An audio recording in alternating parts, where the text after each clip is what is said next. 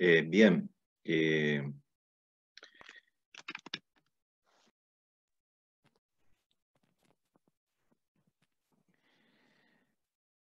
vamos a leer en Jueces capítulo 16, parte de lo que leímos la semana pasada, el martes pasado. Ya estoy tirando muy atrás el tema, pero el capítulo 16, y vamos a avanzar hasta el final después del capítulo, viendo este desenlace. Yo quería hoy día terminar con este tema. Sé que tiene varias aristas, varios ángulos, y quizás donde hay más, como decir, los comentarios, más predicaciones, más sermones, es justamente en el capítulo 16. Así que yo le voy a dar una mirada un poco personal respecto al tema, y cada uno tiene obviamente la libertad de indagar, de escudriñar y profundizar. Pero yo lo quisiera hacer de manera muy práctica en este tema. Ayudarme también con una pequeña presentación. Antes que se me olvide, el hermano David Jones se excusa de no poder estar presente. Dice que tiene que grabar dos mensajes para unas reuniones. Así que dice que le envíe saludos a los hermanos. Obviamente San Felipe eso lo sabe, Santa María también, pero en especial también a Linares puso ahí. Así que yo le entrego los saludos cariñosos de nuestro hermano a todos los que están escuchándonos. Capítulo 16, verso 16, vamos a leer hasta el 31. Dice: y aconteció que presionándole ella, sabemos que es Dalila, cada día con sus palabras e importunándole, su alma fue reducida a mortal angustia. Le descubrió pues todo su corazón y le dijo: nunca a mi cabeza llegó navaja, porque soy nazareo de Dios, desde el vientre de mi madre. Si fuere rapado, mi fuerza se apartará de mí, y me debilitaré y seré como todos los hombres.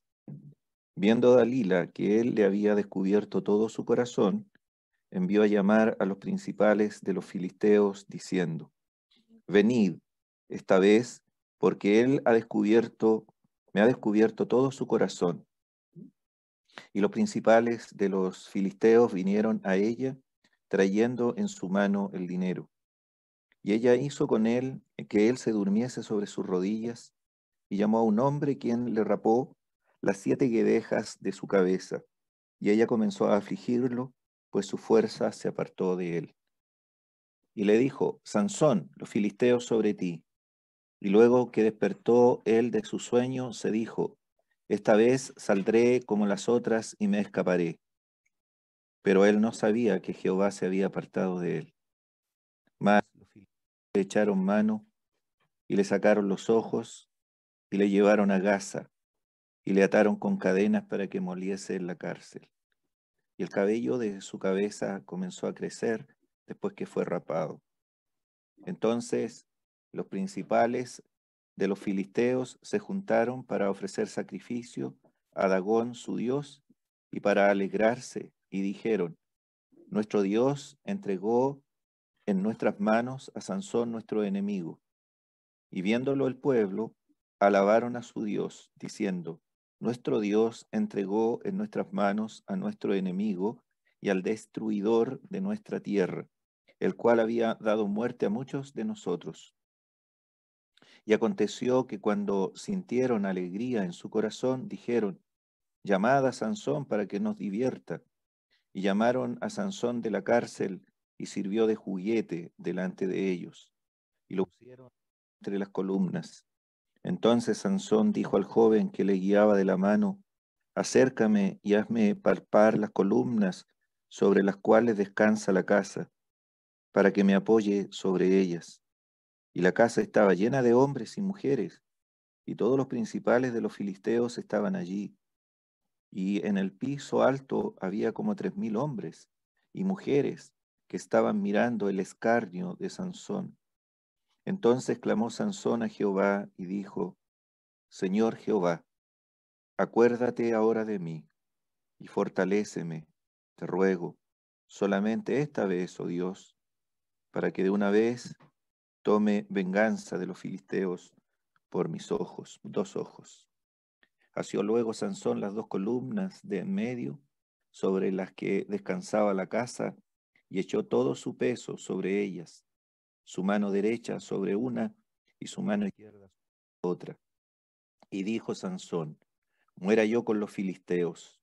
Entonces se inclinó con toda su fuerza y cayó la casa sobre los principales y sobre todo el pueblo que estaba en ella. Y los que mató al morir fueron muchos más que los que había matado durante su vida.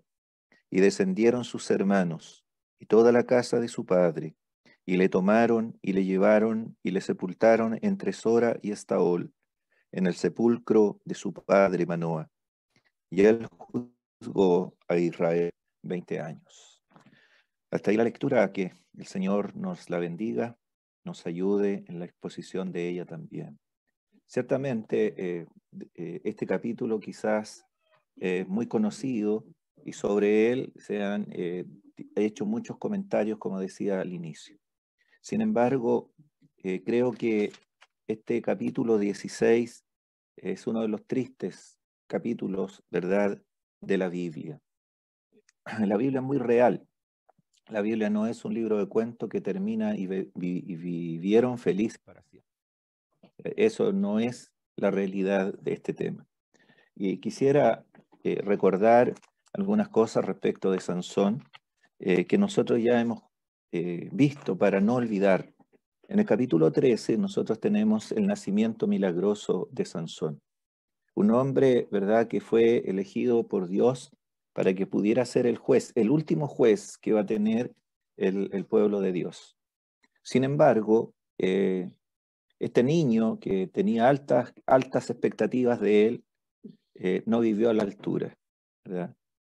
Teniendo tanto potencial y teniendo tantas cosas a su favor, perteneciendo a una familia piadosa, Sansón es un ejemplo, ¿verdad?, de muchos de nosotros los cristianos, que teniendo muchos privilegios a nuestro favor, no andamos a la altura de esa condición.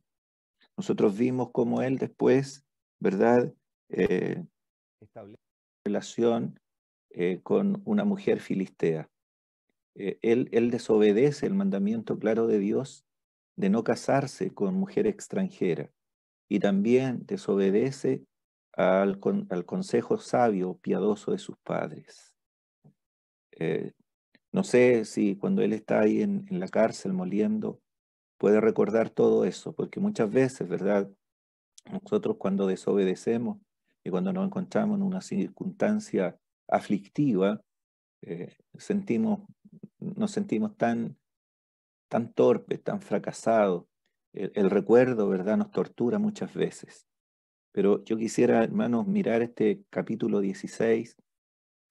Si bien es cierto, como digo, para mí muy triste, y yo siempre que lo leo me produce algo, algunas frases en especial, pero quisiera verlo también como una mirada de esperanza, ¿ya? Porque nuestro Dios es un Dios de esperanza, ¿ya? Y podemos ver esperanza aún en el fracaso de Sansón. Este Sansón era el hombre que pudo haber sido, pero no fue. El hombre poderoso, pero débil. Físicamente fuerte, pero moralmente débil. Nosotros vimos cuál era su talón de Aquiles, como veíamos el martes pasado, ¿verdad? Era los ojos.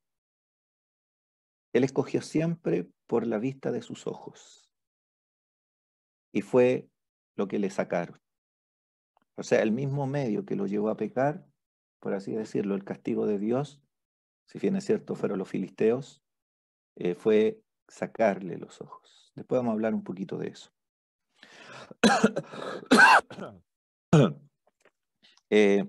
Leí esto, que yo sé que es una frase del mundo, pero que se aplica un poco a lo que le pasó a Sansón, porque lo de él no fue un evento repentino. Nada de lo que ocurre en nuestra vida es un evento repentino, siempre es gradual, es un proceso. A veces uno dice, mire, tomó una decisión de un día para otro, pero esa decisión se toma de un día para otro, pero es el resultado de muchas cosas antes. O sea, en el capítulo 16, donde nosotros encontramos a Sansón, no es algo que ocurrió así de repente. Es todo el proceso desde el capítulo 13 en adelante. O sea, una serie de pasos equivocados llevaron a Sansón a esas consecuencias. Y eso nos pasa a nosotros. Nuestra vida espiritual, el resultado de nuestra vida espiritual es el resultado de varias decisiones a veces equivocadas. Entonces este hombre es un ejemplo para nosotros, advertencia, un ejemplo de cómo no debe vivirse la vida cristiana, ¿ya? De cómo no debe vivirse la vida cristiana. Entonces, dice esta frase, dice, siembra un acto y cosecharás un hábito, ¿ya? Si yo empiezo a hacer algo, se va a transformar en un hábito. Siembra un hábito y cosecharás tu destino. O sea, cuando yo hago algo y lo sigo practicando, se va a transformar obviamente en un hábito. Y si yo sigo practicando ese hábito, si es pecaminoso, va a determinar, ¿verdad?, mi consecuencia final, el destino. Ahora, nosotros vimos la semana pasada cómo nuevamente Sansón incluye una tercera mujer en su vida, ¿ya? Esto me hace pensar un poco en la mujer samaritana en el Nuevo Testamento, ¿verdad? Cuando el Señor le dice, llama a tu marido. Y ella le dice, no tengo marido. ¿Y qué le dijo el Señor? 5 maridos has tenido. Y el que ahora tiene, es decir, tenía un sexto en su vida. Este como el caso masculino, ¿ya? Tenía 3 mujeres, Dalila. Y Dalila fue seductora. Dalila es como la imagen, ¿verdad?, de la seducción, ¿ya?, y del engaño. A ella no le interesaba Sansón, vimos, le interesaba su plata, ganar plata con él. Era un medio para un fin. Y nosotros veíamos, ¿verdad?, que cualquier relación que se sostenga en base a intereses materiales o en base a mentiras, como la sostuvo Sansón, nunca va a prosperar. De ahí que si hay jóvenes acá, ¿verdad?, que quieren establecer o ya han establecido a lo mejor un tipo de relación con alguien, si no se sostiene en la verdad, eso nunca va a prosperar. Nunca. Y uno dice, pero si los creyentes siempre hablamos la verdad, y yo creo que no es así siempre. Por eso la Biblia nos dice, hablad verdad cada uno con su prójimo, porque somos miembros los unos de los otros. Esperable que uno mienta. Bueno, ya vimos entonces que él, ¿verdad? Empezó a jugar, ¿ya? Empezó a jugar. Y la mujer fue seductora, ¿ya? Y tú tratas con mentiras, inclusive. Ella, una pagana, estaba recriminando a Sansón, diciendo, tú me tratas con mentiras. ¿Cómo dices que me amas? Aquí hay una palabra manipuladora, ¿eh? Yo quisiera hacer un paréntesis nomás. No solo de las mujeres, cualquiera puede ser. Cuidado con esa manipulación, cuando digo, oye, si tú me amas, haz tal cosa. Y uno no puede demostrar ese amor quebrantando la palabra de Dios. ¿Ya? Por mucho que uno ame a alguien, uno no puede demostrar un amor a alguien quebrantando la palabra de Dios. ¿Cómo dices que me amas y no haces tal cosa? Eso es una manipulación, eso es una presión. Ahora, Sansón jugó con la mentira. Y hermano, yo quería decir desde un principio, el único perjudicado en estas relaciones con alguien que no es creyente, el único que se perjudica es el creyente, el único. Y nosotros lo sabemos por experiencia, no solo por la Biblia. Quiero hacer una introducción un poco. ¿Se acuerdan cuál era el nombre? O sea, Sansón, ¿qué significaba? Entre los significados del nombre Sansón es muy lindo, pequeño sol. Aquí lo vemos cómo se apaga y de qué manera. Nunca brilló como debiera haber brillado. Él tiene un triste fin. No vivió a la altura de su nombre. No brilló para el Señor. Hay un himno que a veces la hermana Pierina canta y le gusta mucho. Dice, tenme brillando, Señor, tenme brillando. Y así debiéramos nosotros ser pequeños soles, brillar para el Señor. ¿Ah? Dice la Biblia que nosotros debiéramos ser como, ¿cómo dice? Eh, reflejar la luz del Señor. ¿Mm? No recuerdo bien la frase, la quiero buscar aquí en Filipenses. Como luminares en el mundo, parece que dice, esa es la frase. ¿Mm? Permítanme buscarla.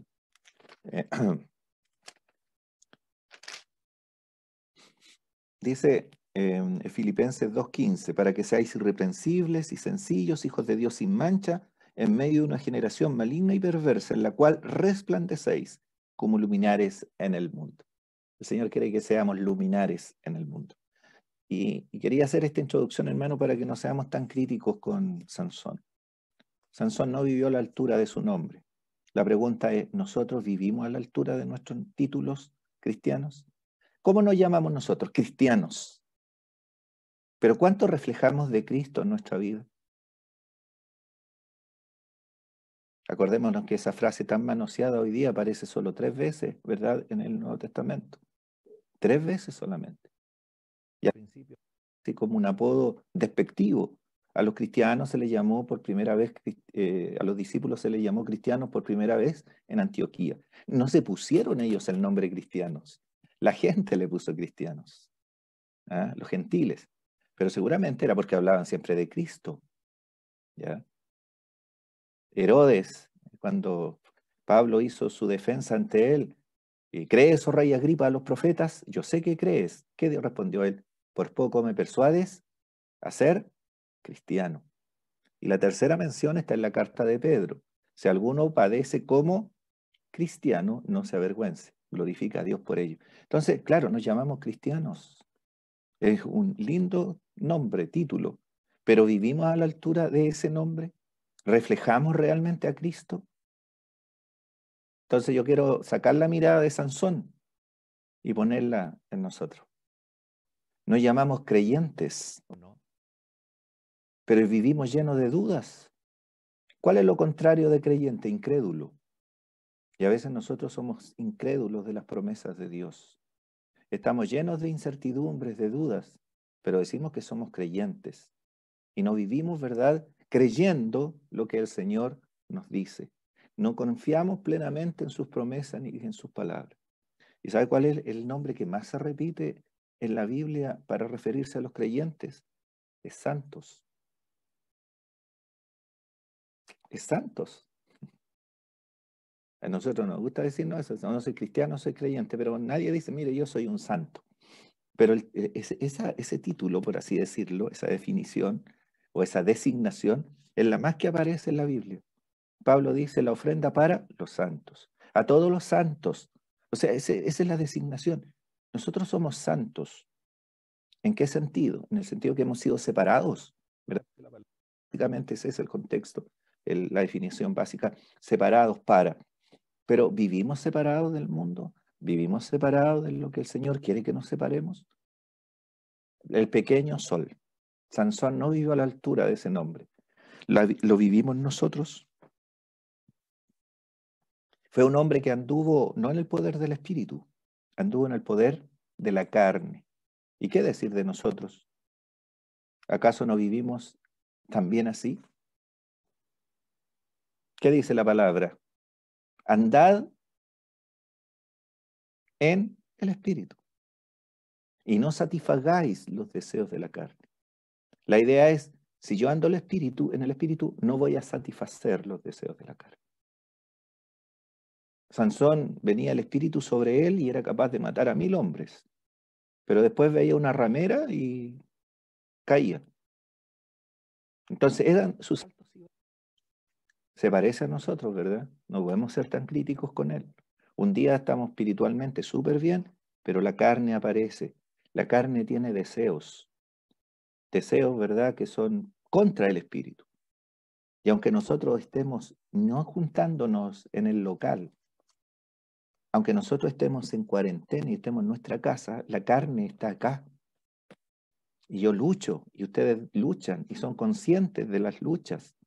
¿Y cuáles son las obras de la carne? Hay unas súper feas, ¿verdad? Pero hay otras que no son tanto a nuestro juicio, o envidia, maledicencia, contiendas. ¿Mm? Y nosotros, aunque no estemos en reunión, como digo, aunque estemos en nuestra casa, la carne está con nosotros y a veces también nos puede vencer.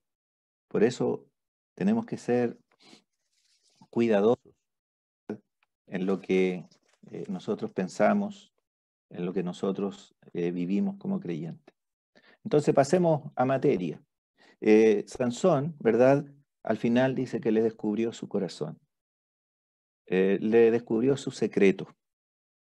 Le dijo que él era nazareo. No nazareno, nazareo.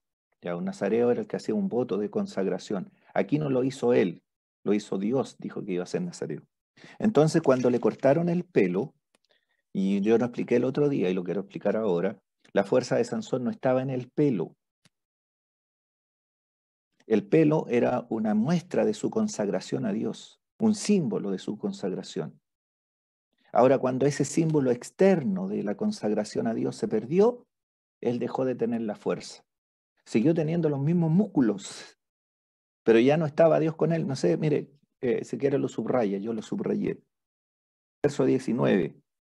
Pues su fuerza, cuando le cortaban el pelo, pues su fuerza, ¿qué dice? Se apartó de él. ¿Pero qué más se apartó de él? Verso 20 al final. Pero él no sabía que Jehová se había apartado de él. ¿Quién era su fuerza? El Señor.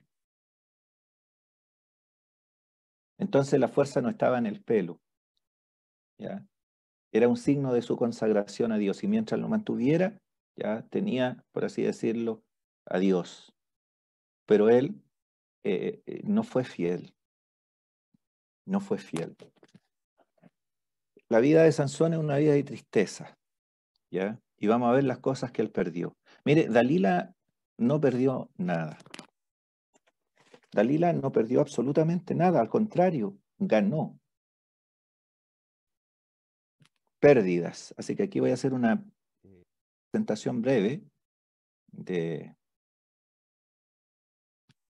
esto, si me permiten un momento. ¿Se ve ahí? ¿Sí?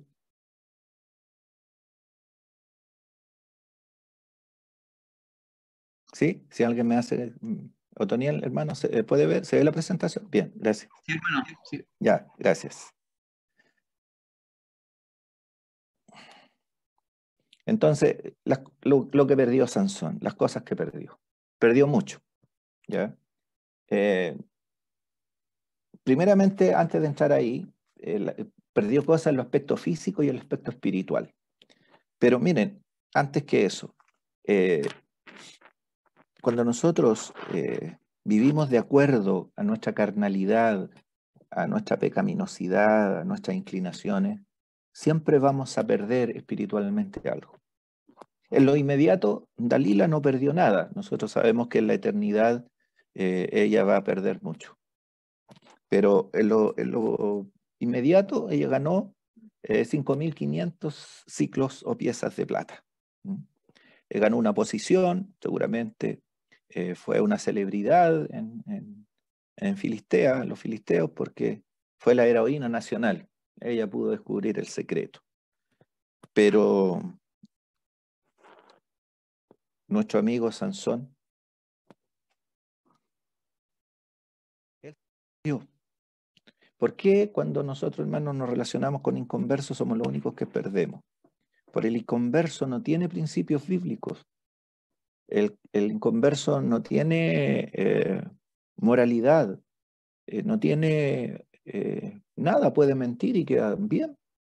Y si un creyente lo hace, quedamos mal. Perdemos siempre. Sansón pertenecía a Dios y al pueblo de Dios. Entonces, eh, cada vez que nosotros nos asociamos con incrédulos, vamos a perder. En 2 Corintios, ¿verdad? Capítulo 6, verso 14, se habla de diferentes yugos. Cada vez que yo me asocie con un inconverso en distintas áreas, voy a perder. No os unáis en yugo desigual con los incrédulos. Pero ahí hay varios yugos más, ¿ya? Qué compañerismo, qué comunión, qué concordia, qué acuerdo, dice Pablo. Y algunos han, por ejemplo, no solo un yugo matrimonial, está el yugo comercial. Un creyente, si se asocia comercialmente con un inconverso, el único que va a salir perjudicado va a ser el creyente, porque el creyente va a querer hacer las cosas correctas, el inconverso va a querer siempre defraudar, estafar, y el que va a perder es el creyente. Está el yugo religioso.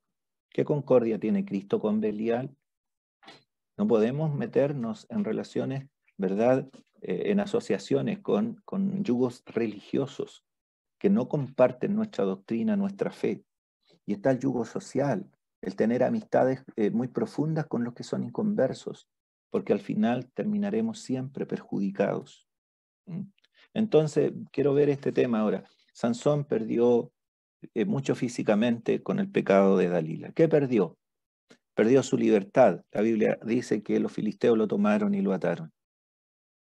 Ya no podía ir donde quería, no podía hacer lo que él quisiera, ¿verdad? ¿Por qué? Porque perdió la libertad. Porque eso hace el pecado, eso hace la desobediencia. Y lo vimos en algún momento, ¿verdad? Que el pecado siempre esclaviza. El pecado tiene un poder esclavizador.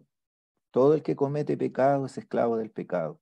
Y eso nos puede suceder a nosotros mismos como creyentes. Así que nosotros tenemos que tener cuidado, hermanos. Yo no sé si hay alguna persona que nos pudiera estar escuchando en este momento, que pudiera estar siendo esclavizada, ¿verdad? De algún hábito, de algún pecado. La Biblia dice, si el Hijo os libertare, seréis verdaderamente libres. El único que nos puede libertar y romper las cadenas del pecado es la persona del Señor. ¿Qué más perdió? Perdió la vista, ¿verdad? Perdió la vista. Los filisteos le sacaron los ojos. Tiene que haber sido muy terrible. Yo no me estremezco al pensarlo como lo hicieron. Pero aquello que lo llevó a pecar tantas veces, hoy día, ¿verdad? Ya no los tiene. Después vamos a profundizar un poquito en eso. Y también perdió su dignidad. Mire, el pecado nos hace perder la libertad, nos impide tener una visión, un discernimiento, y se perdió la dignidad. Por primera vez Sansón, que cuando fue a Gaza, en el capítulo 16, verso 1, vio allí una mujer ramera, fue por el placer, pero ahora regresa a Gaza de nuevo, pero prisionero de los filisteos, y lo llevan a la prisión y lo obligan a moler. Bueno, he leído varios comentarios que en realidad dice que esta humillación consistía en que la molienda, más que hacerla un animal, la hacían las mujeres. Entonces esa consistió la humillación para Sansón. ¿Qué perdió más? Perdió más espiritualmente. Perdió su unión con Dios. Jehová se había apartado de él. Porque cada vez que uno peca, pierde la comunión con el Señor. Nos cuesta orar, si nos piden que hagamos algo en la iglesia o que nos excusamos. Nunca decimos no estoy.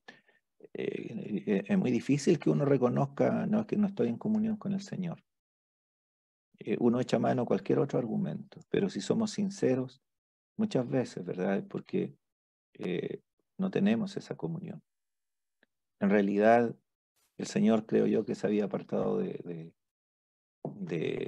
Sansón mucho antes. Él ni siquiera dice, él ni sabía que Dios se había apartado. Ahora, no se apartó absolutamente de él, porque si Dios se apartara de cada uno de nosotros de manera definitiva, nosotros no existiríamos. Porque de alguna manera que Dios no nos abandona es porque podemos vivir, existir y respirar. En Él nos movemos y somos, dice allí en Hechos 17 el apóstol Pablo. Pero Él perdió la comunión, qué triste. Y a nosotros, hermanos, nos pasa lo mismo. El hilo de la comunión es tan fino con el Señor que muchas veces se corta. Ahí en Juan 15 nosotros tenemos muchas veces la palabra permanecer, permanecer en el Señor. Separados de mí, dijo el Señor, nada podéis hacer. Pero perdió su discernimiento espiritual. La declaración triste de estos versículos en las palabras, pero él no sabía, él no sabía. Y qué triste también para nosotros cuando, ¿verdad? Nosotros perdemos ese discernimiento espiritual. Hacemos muchas cosas y a lo mejor no estamos ni siquiera en comunión con el Señor. Y no nos damos cuenta porque hemos hecho tantas cosas en desobediencia al Señor que no nos damos cuenta que Él no está con nosotros. Perdió su ministerio. debido a su pecado. El Señor puso a Sansón, le puso ahí en un estante. Ya no servía para el propósito que el Señor lo había escogido. No sé si ustedes tienen libreros, estantes en sus casas, y uno pone algo y queda ahí como algo decorativo y uno ni siquiera se acuerda. Tiene existencia, pero no utilidad. Y esto es lo triste cuando hay hermanos, ¿verdad?, que tienen a lo mejor un ministerio, que tienen alguna actividad que se le ha confiado en la iglesia, y cuántas veces el pecado arruina, ¿verdad?, esa vida. Y ya no es posible contar con esa hermana, con ese hermano. Ojalá pudiéramos, ¿verdad, hermanos?, entender la gravedad y las consecuencias letales del pecado. Perdió su testimonio. Cuando se rieron de Sansón, también se estaban burlando de Dios. Yo quisiera detenerme en esos dos puntos.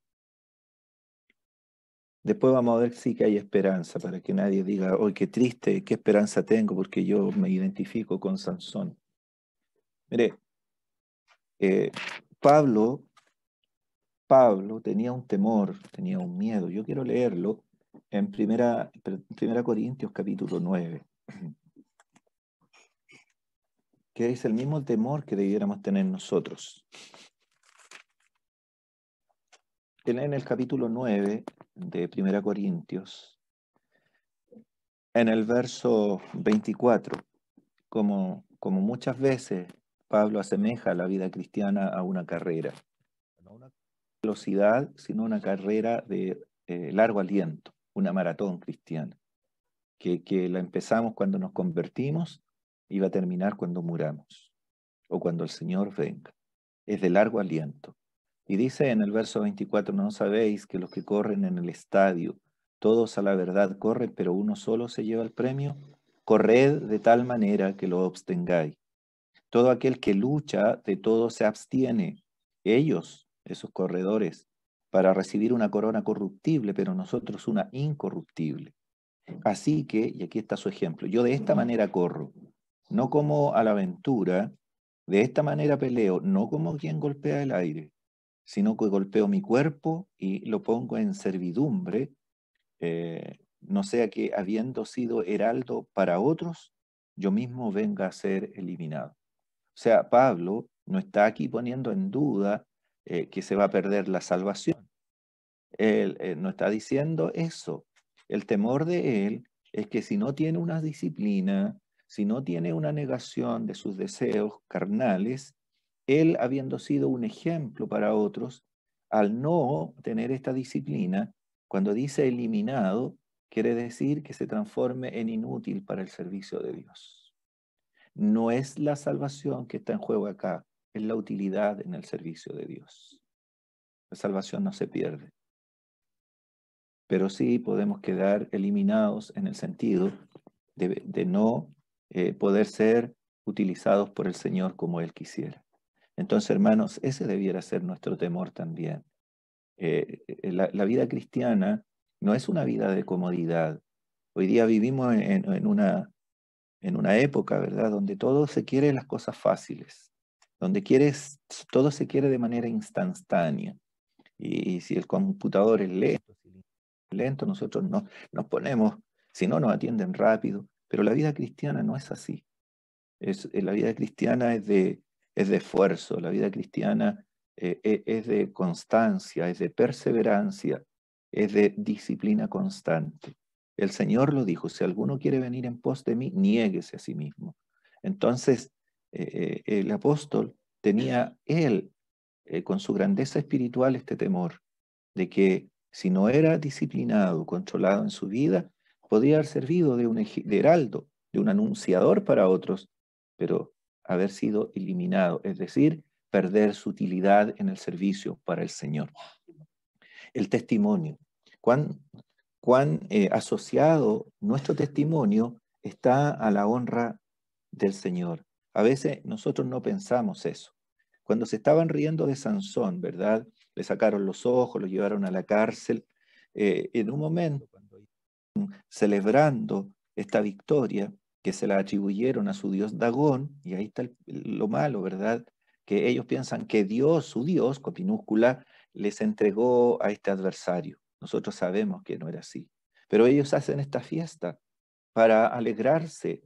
Y el pobre Sansón dice ahí, y la única vez que aparece la palabra juguete, sirvió de juguete. Creo que otras versiones dicen, sirvió de deporte. Y uno piensa, ¿qué hicieron con él? A lo mejor escupitajos, le tiraron cosas. Leía que en esa cultura una forma de humillar era desnudar a las personas. No sé si sería así, pero imaginémonos. Qué triste. Y todo asociado, ¿verdad? Agradando a su dios Dagón, pero por implicancia, deshonrando a Dios, entre comillas, porque no fue capaz, por así decirlo, de protegerlo. Entonces ahí también hay un peligro. Todo lo que nosotros hacemos va a redundar, para bien o para mal, en un testimonio, en un efecto en los inconversos. Y quisiera leer en este sentido, es el segundo libro de Samuel, cómo todo lo que nosotros hagamos tiene una repercusión. A veces no lo pensamos así, pero en el segundo libro de Samuel, en el capítulo 2, creo que ¿no? Es cuando él peca, y puse mal la cita, eh, cuando dice Dios que con tu pecado has hecho hablar a los enemigos de Dios.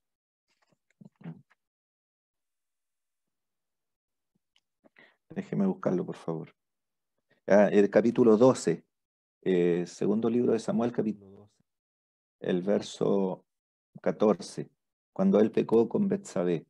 Dice, más por cuanto con este asunto hiciste blasfemar a los enemigos de Jehová, el hijo que te ha nacido ciertamente morirá. Es decir, no solo fue David, no solo fue su familia afectada, no solo fue la nación de Israel, fueron los enemigos los que blasfemaron. ¿Mm? Hiciste blasfemar a los enemigos de Jehová. Nosotros no pensamos en eso, ¿verdad? Romanos, el capítulo 2.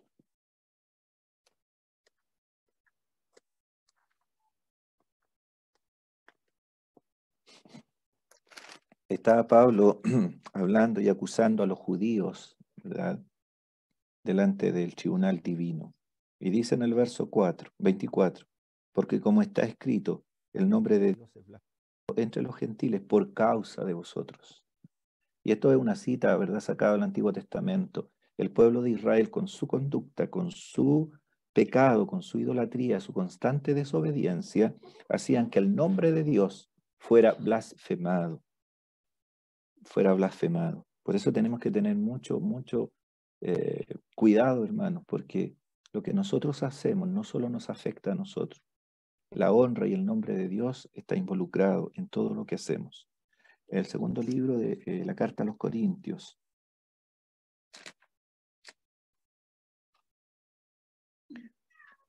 Dice, así que somos, Corintios 5:20, así que somos embajadores en nombre de Cristo. Yo sé que está en otro contexto, pero el tema somos embajadores. Nosotros somos representantes. Un embajador es un representante, ¿verdad?, de su nación en otro país, en otro lugar. Nosotros somos ciudadanos celestiales, pero somos embajadores. Representamos al Señor y a veces lo representamos muy mal, ¿verdad? Muy mal. Tito, Primera Timoteo más bien, quiero señalar esto. Primera Timoteo capítulo 6, verso 1. Todos los que están bajo el yugo de esclavitud tengan a sus amos por dignos de todo honor, para que no sea blasfemado el nombre de Dios y la doctrina. Y la doctrina. Entonces nosotros a veces también no vemos esta parte, hermano. Yo sé que a lo mejor ustedes pensaban, bueno, iba a hablar de Sansón, pero por eso dije yo quería darle un aspecto más personal de cómo la vida de Sansón, nos debe también servir de una advertencia a nosotros.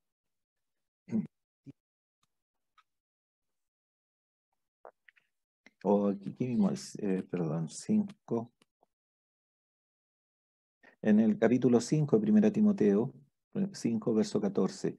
Quiero pues que las viudas jóvenes se casen, críen hijos, gobiernen su casa, que no den al adversario ninguna ocasión de maledicencia. Esa es la preocupación de Pablo. Y finalmente, en Tito, capítulo 2, el verso 5, está hablando también de las mujeres, dice que es ser prudentes, castas, cuidadosas de su casa, buenas, sujetas a sus maridos, para que la palabra de Dios no sea blasfemada. O sea, nosotros estamos asociados al Señor en cualquiera de las cosas que nosotros hagamos. Él perdió entonces su comunión con Dios, su discernimiento espiritual, su ministerio y perdió su testimonio. Todo perdido, fracaso y estás afuera. En algunas instituciones, ¿verdad? Un fracaso y la persona está afuera. Un fracaso y la persona ya no puede pertenecer a la institución. Si fuera así, en la vida espiritual, la mayoría de nosotros estaríamos en un gran problema, si no todos. ¿Quién no ha fracasado? Ahora, cuando yo digo fracaso, hermano, estoy pensando en un fracaso específico. No estoy pensando que si uno ha dado un examen y le fue mal, fracasó. O que si fuera un futbolista y fue a tirar un penal y no erró, fracasó. Algunos dicen eso, fracasó. Podemos fracasar en muchas áreas y fracasamos ciertamente, pero este fracaso no es eso. Estoy hablando de ese fracaso moral, ese fracaso, ¿verdad?, en las cosas de Dios. Ahora, si fuera por un fracaso que nosotros quedamos eliminados completamente de la vida cristiana y estamos fuera, sería porque ninguno estaríamos capacitados para poder servir al Señor. Y dice en el verso 22, creo que es, que el cabello comenzó a crecerle. Entonces se puede decir, ve, entonces como le creció el cabello, va a recuperar su fuerza. Una versión dice, y sin embargo el cabello de su cabeza comenzó a crecer. Yo veo aquí que esta palabra es un recordatorio de que hay esperanza. Yo creo que cuando Sansón perdió sus ojos fue cuando mejor vista espiritual tuvo. Yo creo que todo ese tiempo le llevó a meditar, a pensar, a darse cuenta de todo lo que él había hecho.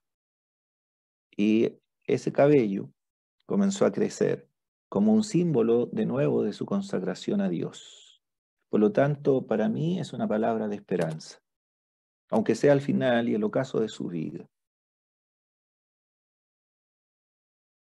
Su cabello creció junto con su arrepentimiento y su fuerza con su cabello. O sea, yo creo que él se arrepintió, obviamente. Yo creo que él en ese momento, ¿verdad?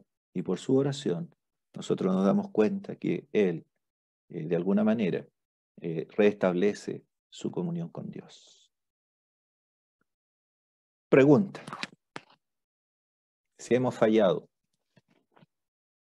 ¿todavía hay esperanza para nosotros? La dejo esa pregunta ahí. Porque muchas veces nosotros pensamos, yo he fracasado. Y muchas veces. Pero ¿hay esperanza? ¿Podrá Dios volver a usarnos de alguna manera? ¿Podrá Dios volver a usarnos de alguna manera? Respuesta. ¿Cuál sería la respuesta a ustedes? Si hemos fallado, ¿hay alguna esperanza para nosotros todavía? ¿Podrá Dios volver a usarnos de alguna manera? Respuesta. Mi respuesta es que absolutamente sí. Y no me critiquen todavía. Que alguien puede decir, pero ¿cómo? Si una persona hizo esto, ¿cómo va a volver Dios a ocuparla? Primero debo decir que Sansón, si bien es cierto, no volvió a tener sus ojos, ¿ya? Eh, no volvió a tener la libertad que antes tenía, ni fue usado por Dios como Dios lo hubiese querido usar. No obstante, igual fue utilizado por Dios.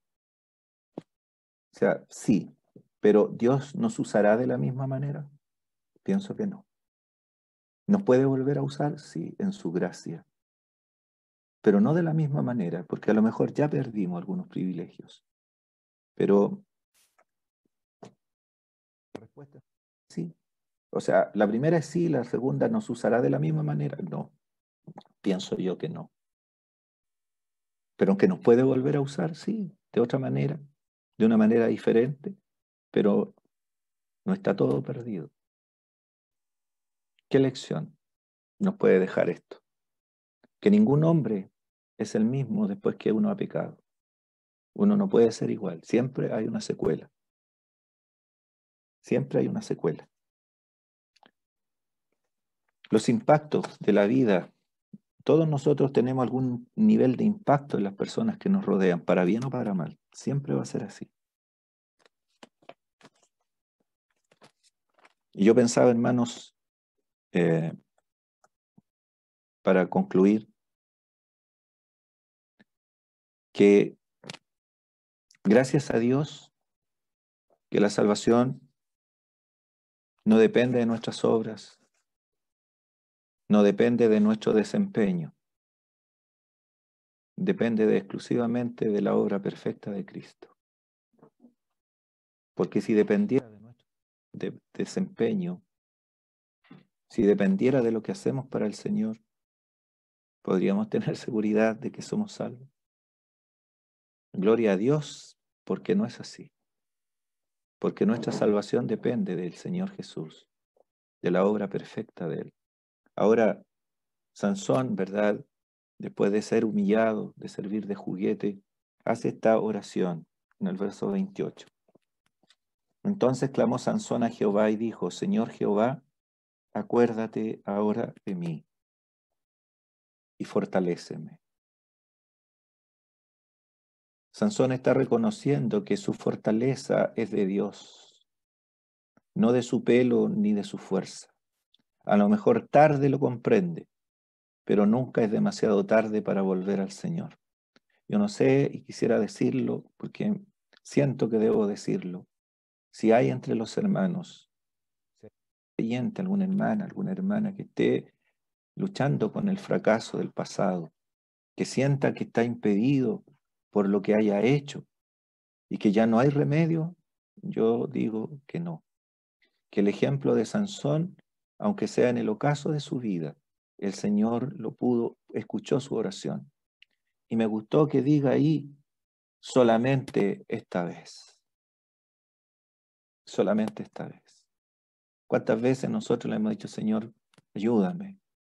Señor, aunque sea esta última vez, a lo mejor volvemos a caer en lo mismo, pero el Señor es paciente, el Señor es misericordioso.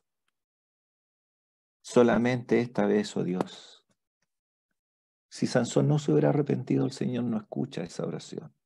Ahora, los motivos que él tiene para orar, yo no los voy a juzgar. Dicen que la expresión en realidad, cuando dice para que tome venganza de los filisteos por mis dos ojos, dicen que él dijo por un ojo. O sea, ya era tanto lo que le habían hecho, pero por un ojo que fuera. Y Dios le concedió eso. Y con su muerte mató a más personas filisteas que todas las que había matado en su vida. Entonces, ¿hay esperanza para el fracasado? Para nosotros sí. Y está en la persona del Señor. Eh, no sé, a lo mejor alguien no piensa igual que yo, pero yo digo que sí. Lo miro por la experiencia personal. ¿Quién de nosotros no ha tenido la gracia del Señor? ¿Nos acordamos de Pedro? ¿Fracasó Pedro? Fracasó. Negó al Señor, pero el Señor lo restauró. Nos acordamos de Juan Marcos, el que empezó ayudando al apóstol Pablo con Bernabé, pero dejó las cosas a mitad de camino y volvió. ¿Fue restaurado? Fue restaurado. Pablo dijo para el ministerio, después que él mismo había dicho que no quería ir con él. Y en más, Dios ocupó al propio Juan Marcos que escribiera el Evangelio de Marcos. ¿Y cuál es el tema de Marcos? El Señor, pero ¿en qué aspecto? La obediencia perfecta de Cristo. El que había fallado escribe acerca del verdadero Sansón, por así decirlo, el que nunca falló. Yo sé que hay paralelos entre el Señor y Sansón en este capítulo, pero hermanos, yo quería darle esta dirección, porque creo que En este momento debemos animarnos, debemos sentir que el Señor, a través de estos ejemplos, ¿verdad?, que pueden ser casi el fracaso más rotundo, Dios puede actuar, Dios puede restaurar y puede levantar. Lo digo por la experiencia, lo digo por lo que uno lee en la palabra de Dios. Y quiero terminar, esto es triste, pero la nota maravillosa está en Hebreos 11, que siempre la han mencionado, pero yo nunca la he leído. Y termino con eso. Cuando, no sé si le he dado esta tarea, le he dado hartas tareas. Si ustedes puedan leer el capítulo 11 de Hebreos y vean cuántos personajes se mencionan ahí. Hay mujeres también. Y cuando está concluyendo el escritor, dice en el verso 32, ¿y qué más digo? Mire, porque el tiempo me faltaría contando de quién, de Gedeón, de Barak, ¿quién más? Sansón. Jepté, de David, así como de Samuel. Está al lado de David y al lado de Samuel. Ustedes ni yo a lo mejor lo habríamos lo habríamos puesto en esa categoría, ¿ya? Pero mire lo que sigue, que esto no salga ese error en Facebook, por favor, que se edite esa palabra más pronunciada en YouTube. Dice que por fe, y está hablando de todos los que están ahí, que por fe conquistaron reino, hicieron justicia, alcanzaron promesas, taparon bocas de leones, apagaron fuegos impetuosos, evitaron filo de espada, sacaron fuerzas de debilidad, se hicieron fuertes en batalla, pusieron en fuga ejércitos extranjeros. ¿Qué de todas esas cosas podrían calzar con Sansón? A lo mejor algunas pues, de esas. Se hicieron fuertes en batalla, pusieron en fuga. Pero dice, me faltaría el tiempo para hablar de ellos. ¿Quién hace este reconocimiento? El Espíritu Santo a través del escritor. Hermano, Dios ve fe donde nosotros nunca vamos a ver. Dios va a ver principios de fe donde a lo mejor nosotros nunca vemos. Así que yo quisiera simplemente terminar con palabra de ánimo a quienes de los hermanos puedan sentir que ya no hay esperanza. Ojalá tú miraras, hermano, que el pelo de la consagración pudiera crecer de nuevo en tu vida. No sé, me entienden, ¿verdad?